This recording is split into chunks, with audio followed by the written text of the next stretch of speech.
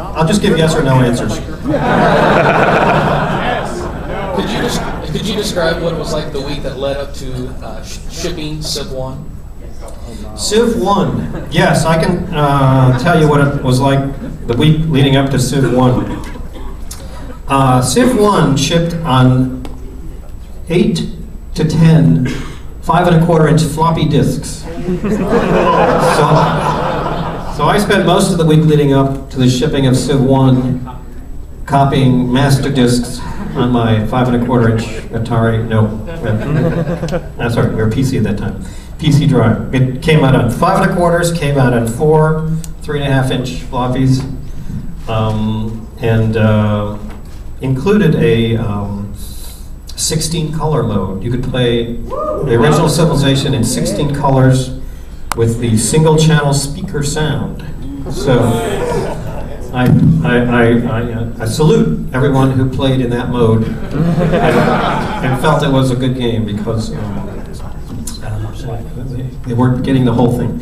Actually, Civilization, speaking of that time, we really had no idea of whether the game would be successful or not. It was very different. It was kind of going against the tide of the times. It was not a game about blowing things up. It was not a game about explosions. It was a game about building things.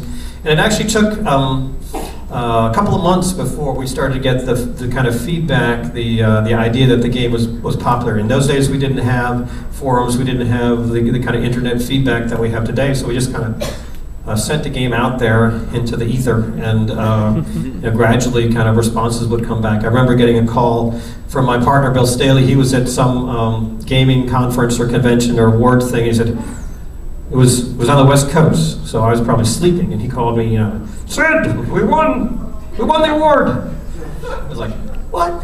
What are you talking about? Civilization, we won the award. Good, okay. I'll talk to you when you get back.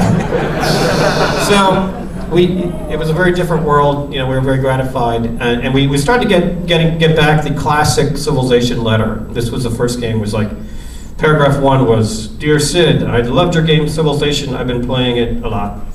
But, paragraph 2, but here are the 8 things that I would have done differently and better that you obviously didn't think of. Boom, boom, boom. Paragraph C. Could I have a game design job at your company? So that was the early days of Civ 1. So speaking of sequels, and I'm sure you've gotten this a lot, Alpha Centauri 2 or something like that. I mean, I'm sure the idea is there. Alpha Centauri 2, yes. There are, I hate to bring ugly corporate politics into this heretofore very uplifting discussion. But the rights to Alpha Centauri are owned by Electronic Arts. And a fine company. However, due to current circumstances, we are not able to create Alpha Centauri 2. But your voice, along with many others, will be added to the Alpha Centauri yay column. Who knows what the future might bring. With Civ 1, you said that you did most of the programming and design, but as I'm sure we all know, the development team size has been growing rather exponentially in recent years. So I'd like to ask you, what is your current role in the projects that you're working on now? I love designing and programming. I've actually really made an effort in my career to stay in that role as opposed to management and things like that. So I'm generally programming some game. Of all the games that have been done at 4Axis and before that, Microprose, I probably programmed a large part of maybe half of those games and had more of a design or consulting role in the other half. But currently I'm programming the Facebook version of Civilization that we did. Prior to that, I did most of the programming on Civilization Revolution. And before that, I forget what game came before that, but I'm generally working on a game, programming a game at any one time. Now, over half the game ideas that I start never make it past the kind of initial phases. There's a whole trash bin full of game ideas that didn't quite make it. So not all the programming that I do eventually sees the light of day. But for me, programming is still the best way to exercise an idea and see if it's going to actually be fun. We're very much into the kind of prototyping mode of game design, where we just, this sounds like a cool idea, but until we're actually playing it, we really are not going to know. And so let's get to that point as quickly as possible. And often that is within a week or two that we actually have a playable prototype by kind of scavenging parts from different games and things like that. If you imagine Civilization, that is a rich toolbox of stuff. We've got tanks, we've got cavalry guys, we got guys with guns, we got trees, we got houses, we got all sorts of cool stuff. There's 1,000 games just in that in that stuff. So that's kind of where we start, and that's how we it's what I like to do, is program prototypes and see how they come together. My name is Blake. I'm a indie developer and programmer. And like you, I'm getting into the Facebook thing and doing the Facebook thing. And there's been a lot of talk about user-generated content. But the main thing I've noticed is that user-generated content, by and large, is crap. Or phallic centric. So I was wondering what your thoughts were. Two variations of the same theme. Yeah. Two great tastes that don't go great together. All right, let's move on.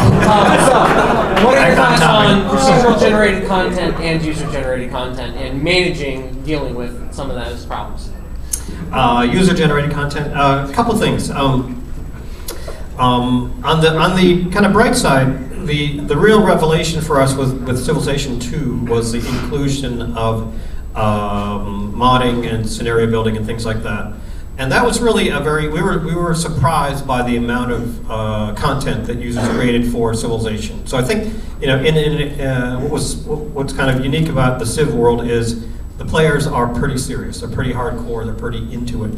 And to get those kind of people working on content is a positive thing. And I think we saw some amazing mods for Civ 2, for Civ 3, and now for Civ 4. It was really the engine that drove Civilization 2, because after Civ 2 we kind of got into a weird legal limbo where Activision it was kind of a weird time.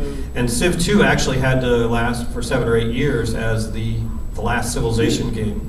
And the modding content was actually a big part of what kept that game alive and fresh in the community's mind.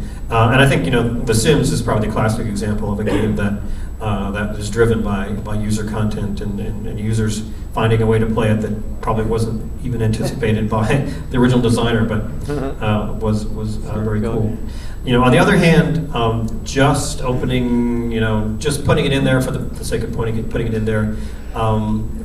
There's a lot that goes into game design and creating assets and things like that, and it's unreasonable to expect a typical user to kind of go through all that and come up with content that's competitive with what we do as designers. I hope, because if they do, then I'm out of a job. So it's always been our philosophy that we design the best game that we can. It's not like we give you a set of tools and you figure out what the game is supposed to do. So there's kind of two sides, I think, to the user-generated content. For some games, it's really helpful and useful, but in general, it's not something that every game needs to make a big effort towards.